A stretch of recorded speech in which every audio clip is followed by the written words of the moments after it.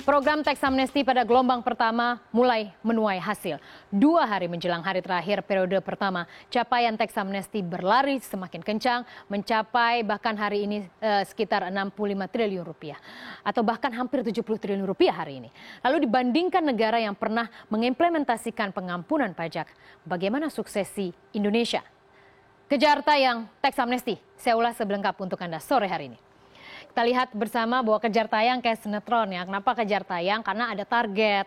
Jadi harus dikejar penayangannya lebih cepat, pendekatan harus cepat dilakukan. Sehingga nanti pendekatan-pendekatan itu bisa menghasilkan keinginan, apalagi untuk para konglomerat-konglomerat yang punya dana besar untuk ikut program teks amnesti. Kita bahas terlebih dahulu dari dana repatriasi teks amnesti.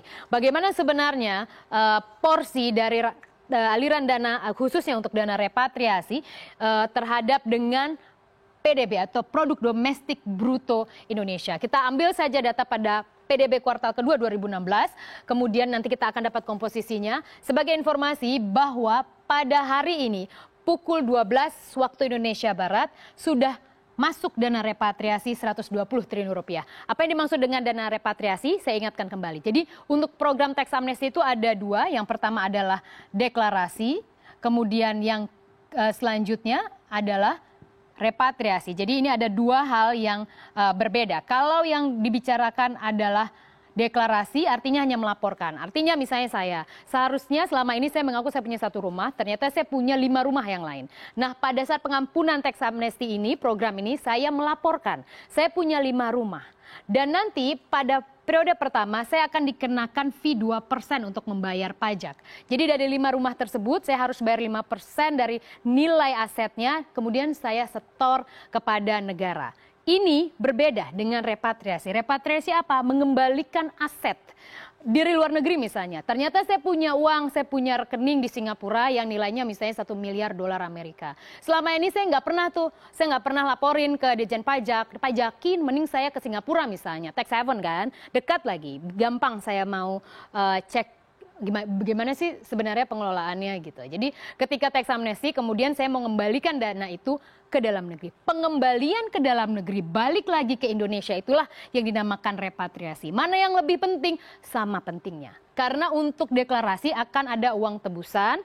Plus kalau repatriasi uang tersebut akan masuk ke dalam negeri. Apa fungsinya uang tersebut masuk ke dalam negeri? Untuk bisa memutar ekonomi di tengah kekeringan ataupun juga tantangan likuiditas yang dihadapi oleh pemerintah. Defisit anggaran misalnya. Pemerintah masih ngotot mau program infrastruktur, tapi dananya terbatas. Kondisi ekonomi regional dan global juga membuat semua negara berebut likuiditas. Makanya mereka memutar otak dengan program teks amnesti. Ketika repatriasi masuk, ada potensi dana kan? Ada yang bisa disalurkan ke berbagai sendi bisnis ataupun ekonomi di dalam negeri, sehingga dana repatriasi yang dimaksud di sini adalah dana yang masuk kembali ke Indonesia. Ada 120 triliun rupiah, pemerintah menyiapkan beberapa bank repatriasi yang akan mengelola dana tersebut, dan pemerintah juga menyiapkan beberapa instrumen investasi ataupun instrumen yang nantinya bisa menjadi media untuk menyalurkan banjir likuiditas, banjir uang ya sederhananya, banjir uang 120 triliun rupiah. Nanti bisa disalurkan melalui mereka. 120 triliun rupiah bila kita bandingkan dengan PDB kuartal kedua itu senilai 3.086,6 triliun rupiah, porsinya adalah 3,89%. Signifikan ini sebenarnya menurut saya. Mengapa? Karena kita hanya butuh waktu dari sekitar Agustus ya, Juli, Agustus, September. Jadi hanya nyaris sekitar sebulanan ya, 2 bulan gitu kalau kita sebutkan. Itu artinya sangat sedikit sekali ya. Jadi maka cukup signifikan. Lalu selanjutnya kita bandingkan, ini yang menarik, bahwa ternyata raupan dana teks amnesti Indonesia dibandingkan negara-negara yang pernah melakukan hal serupa, kita memecahkan rekor. Mana rekornya? Saya tunjukkan pada Anda. Kita lihat tadi 3,89% dari PDB kita. Anda tahu yang paling tinggi itu adalah Italia. Jadi ada beberapa negara sebenarnya yang sudah melakukan teks amnesti pengampunan pajak. Paling tinggi Italia, mereka pun kalau dibandingkan PDB hanya 3,5%. Italia melakukan teks amnesti pada tahun 2009 dengan raupan dana 80 miliar euro. Hasil yang mereka peroleh. Kalau dibandingkan dengan PDB itu hanya 3,5%, sementara kita nyaris 4%, per hari ini. Satu hari kita masih menunggu dan jangan lupa bahwa program teks amnesti masih akan berlangsung hingga Maret 2017. Jadi ini adalah sebuah rekor sebenarnya. Kita nisbikan sebentar bahwa ada perdebatan ketidakadilan bagi warga negara segmen menengah dan kecil dibandingkan warga negara yang punya uang. Itu nanti biar perdebatannya kita hadirkan di Mahkamah Konstitusi karena ada yang menuntut hal tersebut. Tapi paling tidak raupan dananya itu rekor terbanyak di dunia. Lalu kita lihat selanjutnya uang tebusan teks amnesti. Untuk uang tebusan sendiri 65,1 triliun rupiah itu adalah hasil dana deklarasi ya. Jadi mereka store 2% untuk periode pertama 65,1 triliun rupiah dibandingkan PDB 3.086,6 triliun rupiah itu adalah 2,11%. Itu per jam 12 siang hari ini.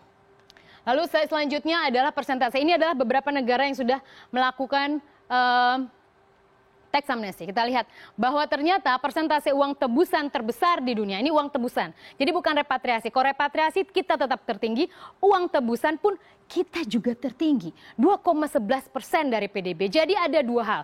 Bahwa ternyata banyak orang Indonesia yang punya aset banyak, sekarang ramai-ramai mengakuinya. Kemudian yang kedua, ternyata paling rajin juga ya. Mereka kalau dikasih pengampunan, dikasih kelonggaran, ternyata gampang kok mengembalikan dana mereka. Jadi ada 2 poin yang harusnya kita catat. Kita lihat Argentina 1,5%, kemudian India 0,6% dibandingkan PDB ya. Dibandingkan PDB masing-masing negara, kemudian Italia 0,1% untuk dana tebusan, sementara Selandia Baru, Turki, Irlandia kurang dari 1%. Jadi luar biasa. Kita harus akui bahwa memang program ini merupakan rekor program teks amnesti di dunia. Itu adalah fakta sampai hari ini. Lalu kemudian kita ke slide selanjutnya. Oke, dana deklarasi. Saya lebih spesifik tadi sebutkan ada beberapa negara ya. Ini adalah hasilnya. Kita lihat Afrika Selatan melakukannya pada tahun 2003 hanya mendapatkan hasil 115 triliun rupiah. Jadi kita konversikan. Kemudian ini sumbernya adalah dari Cita. Lalu kita lihat Spanyol itu lebih tinggi sedikit 202 triliun rupiah. Irlandia juga semakin turun ya, 26 triliun rupiah. Saya tidak ke Indonesia dulu. Australia tahun 2014 baru saja Australia melakukan teks amnesti 66 triliun rupiah. Italia ini yang tadi saya sebutkan. Sebelumnya Italia merupakan rekor tertinggi di dunia dengan 1.179 triliun rupiah. Chili 2015 baru saja tahun lalu hanya meraup 263 triliun rupiah. Saya bawa Anda untuk melihat ke Indonesia. Indonesia 2.618 triliun rupiah kita melaksanakannya hanya dalam hitungan bulan dan kita meraup 2.618 triliun rupiah. Ini adalah sebuah rekor capaian dana deklarasi. Artinya apa? Ini membuka bahwa benar yang disebutkan pemerintah ada sumber dana potensial yang dimiliki oleh orang-orang berduit jumbo warga negara Indonesia di luar sana.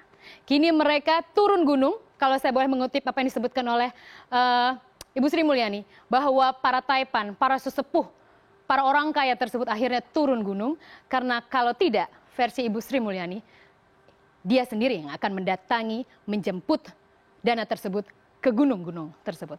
Jadi intinya kita lihat ini sebuah capaian yang menarik untuk kita ikuti, apalagi besok ataupun 24 jam jelang terakhir periode pertama pengampunan pajak, kita akan tunggu sebombastis apa capaian pemerintah untuk meraih likuiditas besar melalui program teks amnesti.